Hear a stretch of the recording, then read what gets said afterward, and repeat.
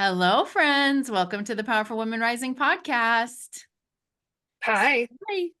Yeah, so excited to see you guys today. I'm excited to interview you. I was saying before we started recording that you guys actually do know each other. I think you nominated each other for these awards, but I didn't know that when you put you on an interview together. So this is super fun.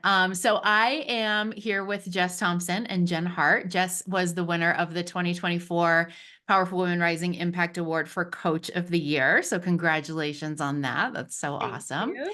And Jenn, of course, was the winner of the 2024 Support Person of the Year. And I've heard so many great things about both of you.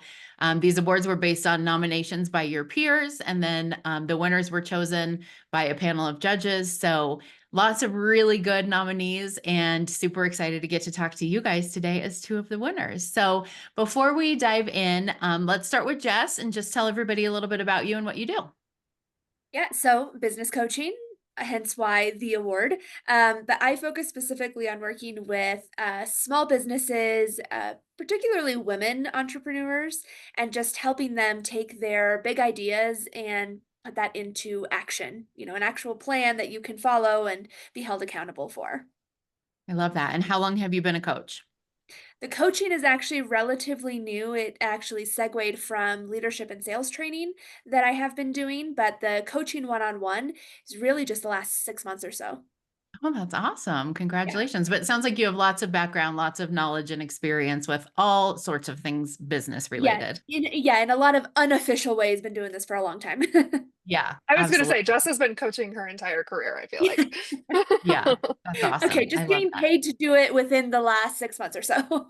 Yeah, well, that's even better. Getting paid to Yeah, do it is even better. right? And Jenn, tell us about you. Yeah, I'm a creative strategist. I started off as a virtual assistant, but I rebranded as a creative strategist, I guess 3 years ago now, almost four.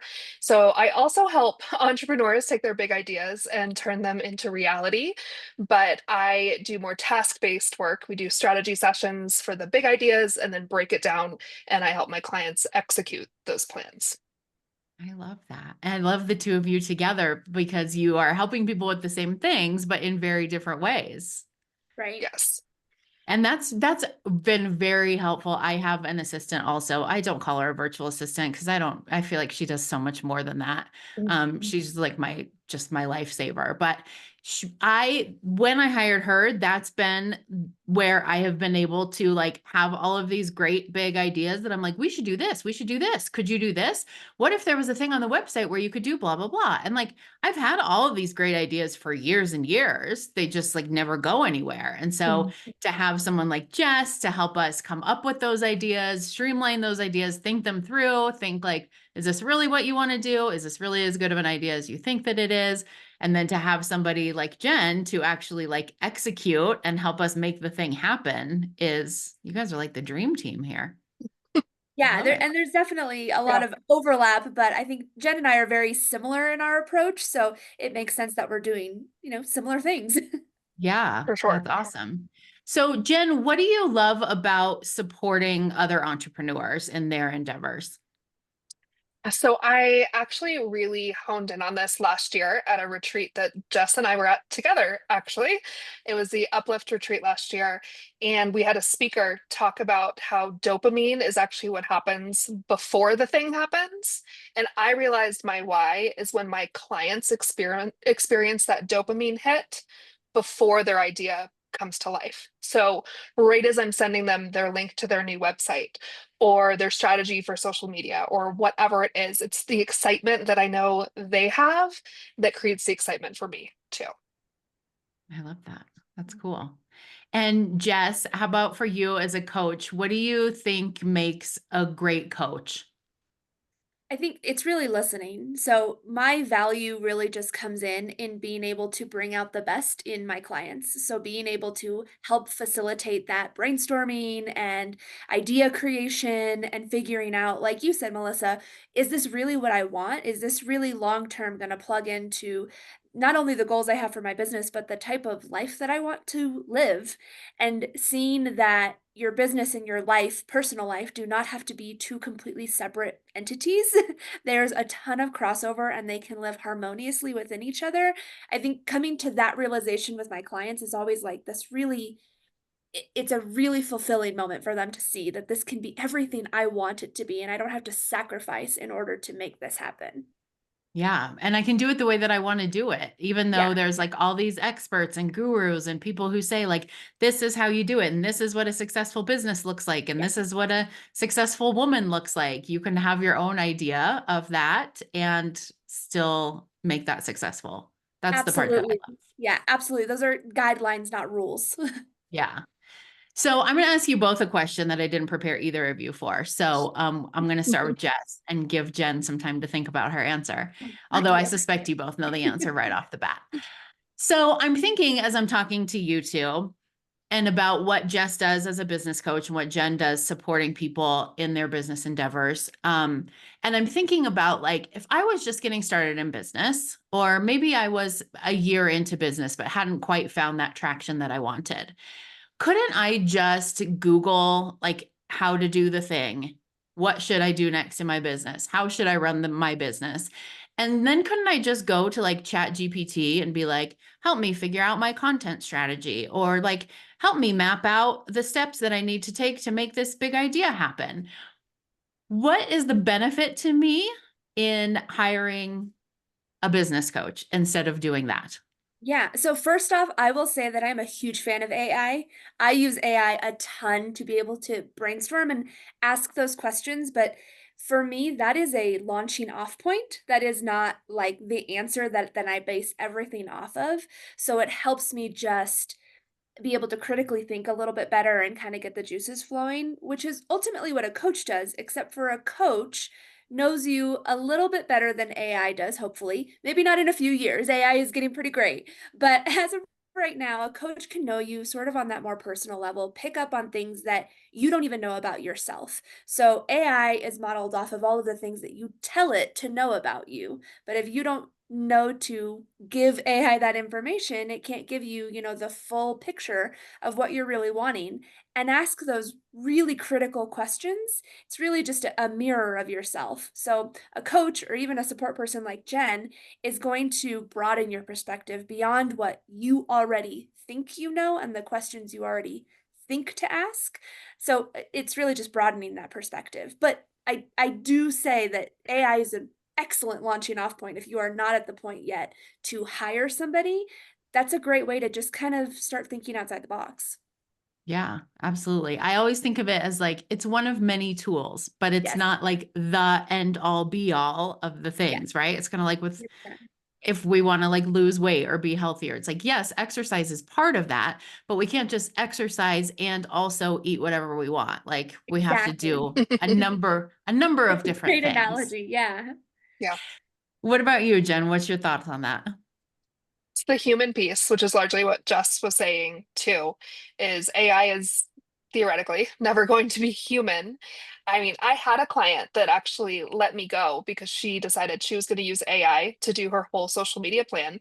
And within 6 months, she had rehired me again because AI just couldn't know what she wanted her business to look like online. And we can dig a little bit deeper through our experience, our education, to really exactly what Jess is saying, pull out those pieces that you're not feeding into AI. I use ChatGPT nearly daily, but it's never going to replace the human conversations, which is where most of the gold comes from, just sitting and talking with people. Even if I'm posting on social, building a website, everything I get is from community and conversation. But ChatGPT is a great place to start to get things rolling, and then you hire the professionals to help you take it to the next level. Yeah. I love what you guys are saying about like the ability to communicate and the ability to feel and the ability to use your intuition even to help people. It's like, this is why we don't network exclusively in emails, right? Because like, if I were to ask you, you said, oh, I have this new idea that I'm really excited about, and I'm going to do this, this, and this. And then I would say like, So when you think about doing that, does that really like light you up? Do you feel like super like jazzed inside? And your answer is, yeah, right? Like that's going to take me in a very different line of Mm. questioning than if your answer is, yeah. And But AI ChatGPT can't tell the has difference, no right? idea which one it Yeah, was. Exactly. absolutely. And that's Exactly. huge. And even those feeling questions, exactly what you said, Melissa, like, does this light you up? Does this make you feel excited? Does this make you feel happy?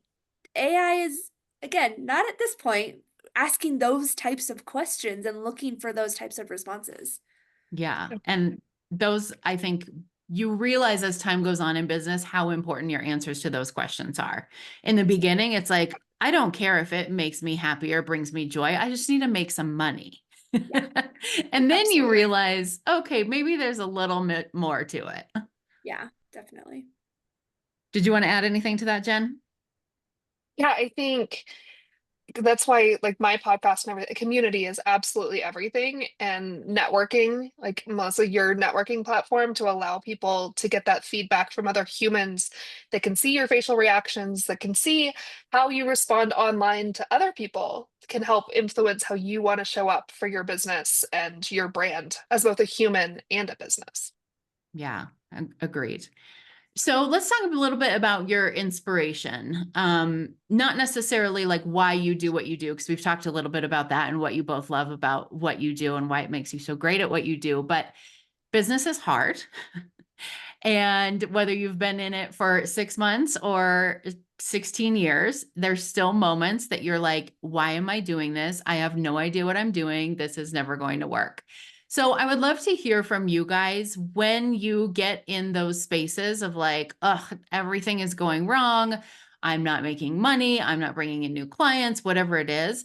How do you get yourself to keep going? Either of you can start. We'll start just since you started last time. I mean, for me, it's community. And I moved across the country almost going on 7 years ago. And that was the hardest part for me was losing my community that I could turn to when things went wrong. Because I've been an entrepreneur at some level for the last 14 years. I just realized as I was saying that. And it's never going to be perfect. And you have to have the people you can lean on when you have the nightmare client, or even bigger, when you make a mistake. Because I think, especially as female entrepreneurs, we can be really hard on ourselves when we mess up. And it's going to happen no matter what. So, having that support system, and mine started with friends, fellow entrepreneurs, because they get it. And now I'm lucky enough to also have my husband in my corner for when things get hard too. Yeah. What Yeah. about you, Jess?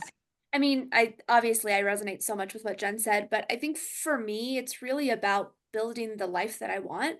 And a lot of that revolves around freedom. So I think, especially around the pandemic, we all saw how fragile our society and our systems can be, just depending on outside influences, whether it's the economy or it's lockdowns, or even it's just your kid is sick and has to stay home from school. And so I wanted to build a life that I had control over and that I could say, yes, I'm pouring into work right now, or no, I need to take my foot off the gas pedal for a little bit. And really just kind of create the schedule that I want, create the flexibility that I want, and be able to pour into where I think is valuable. My husband and I even joke about sometimes selling everything and buying an RV and just kind of touring around the country, which Jen and I know somebody who does that and is such an inspiration. And it's kind of liberating to think, if we really wanted to do that, obviously there's a lot of considerations, but I could, right? Mhm. I'm building those blocks in place to be able to say, yes, we could pick up and move if we wanted to. And obviously we'd be giving up some community, but we can make our life whatever we want it to be. And so coaching, I happen to love it and I'm very passionate about it, but really it is kind of that tool in my tool belt to be able to say, this is how I get to build the life that I want to live and surround myself with people that I like. So it's purely selfish, Melissa. It's purely selfish. That's your new tagline. Hire me. I'm selfish. I'm very selfish. Yeah. Jen is all about community. I'm all about me. No, those are really good points though, because I think, I mean, we do have to be honest about the balance between we want to help people, we want to impact people's lives, we want to change the world. Like, I don't really know any entrepreneur who became an entrepreneur because they were like, I don't give a shit about people. I just want to be rich. Right. But Oh, we also don't want to go too far over on that end of like, I just want to help people and save the world because also like we're humans with bills to pay. So, yeah. and with joy that we want in our life and families and pets and like there's a way that we want to live and something that we want for our life, and this is what allows us to do that. So it's awesome to be able to do both of those things at the same time. So we touched on this a little bit. My last question was going to be just about any advice that you would give to other female entrepreneurs specifically who are either considering getting started in business, maybe they are just getting started, maybe they've been going a couple of years, but they're just not getting the traction that they want. You talked a little bit about having a community, people to rely on and go back to, and a support system that are like, no, you got this. Like we've all been there. We talked a little bit about remembering like your bigger picture, like why are you doing this when things get hard? What other advice do you have for anybody who might be listening to this podcast who's in that situation? For Jen, you me, I want to? would say it's that every entrepreneur comes to a fork in the road, and realistically many over the course of your career where you have to ask for help. And that can look like a lot of different ways. It can look like community that Jen's talking about. It can look like hiring somebody that's a support person, hiring more staff, or just investing in something that feels scary, investing in a tool or software or education for yourself. And for a lot of people, that fork in the road feels like failure. It feels like I wasn't able to do it by myself. So this is a result of me not being good enough or not being smart enough or not working hard enough. But really, in my mind, that fork in the road is a measure of success. It means you've grown to the point where you have outgrown what you can do yourself, and now you need a team and a village and whatever that looks like. And so my advice would be to not shy away from that, that's an opportunity, that is a measure of growth and success, and to embrace that, even though it feels really scary and you are taking a huge risk when it comes to, bringing in somebody else or paying for something. But 9 times out of 10, it's worth it because even if it wasn't the right decision, you're still learning, you are still moving forward, not backwards. Yeah, absolutely. I Mm. often say that there's no such thing as a solopreneur because, and there's no award that you get at the end of this that's like, congratulations, you did all of it yourself. Yeah. We never ask people when they're celebrating like big milestones or I got a new client or something. Like you never hear somebody be like, well, did anybody help you? Yeah. It only counts if it was just you. Yeah. Right. Exactly. What about you, Jen? Yeah, I mean, the first piece would be to get involved in some sort of coaching, and whether there are group programs that are a little bit less expensive, barrier to entry. But I think the biggest thing I would say is keep your business in alignment with who you are. And at the beginning of my business, I was a VA. I started my business because I was at rock bottom in every part of my life. So I was taking any and all business. If someone was willing to pay me $10 to do something, I was going to do it. And it took years before I realized that saying no to business that didn't align with who I am as a human is okay. And I had more space and more clients that do align showed up for me. So I think keeping your why, which I think that phrase can be a little overused, but whatever your passion is, keeping that at the forefront and making your decisions and knowing that you can say no to the business that doesn't align with whatever that purpose is. And a coach can really help you figure that out in the meantime. I'm coaching changed my business. Yeah, I love that. Such good advice and so inspiring to talk to you guys and all of the women that have won these awards, just to hear from people who are succeeding, they're doing things the way that they want to do it, they're staying true to who they really are and their integrity, and they're able to do it and be successful at it. I think is just, it's something that we all need to hear. So thank you both so much for sharing your stories and your wisdom. I know we could go on for hours and hours because you're both so knowledgeable and awesome. But if people want to connect with you further, what is the best way for them to do that? Jen, I know you have a podcast. What else you got going on? Yeah, so my podcast is Your Next Business Bestie, and it is all about connecting entrepreneurs to each other and sharing our stories because I believe there is so much power in storytelling. But you can find me on Instagram at Life Jen's Way. My email is jen@jensway. My website is jensway.com. There's two N's on Jen always. As long as you remember Jen's Way with two N's, we will Yep, find you somewhere. exactly. Everywhere. Awesome. I will put those links in the show notes. And what about you, Jess? So similarly on Instagram, my Instagram is Complete Small Biz Academy. My website is completesmallbizacademy.com. Either of those, just connecting and like Jen said, building that community. I would love to hear from people, and even if it's not to actually hire me for anything, I just love knowing more, especially women entrepreneurs, because I just love seeing all the different ways that that can manifest. So you can send me a message on Instagram or chat in my website.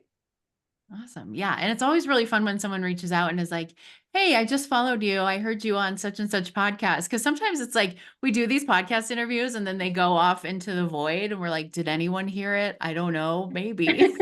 Yeah. Yeah, I agree. It's always fun to know where you heard my name. Yeah. Well, thank you both so much for this interview. Congratulations again on your awards. And we look forward to connecting with you more in the future. Thank you Thank so you, much. Melissa.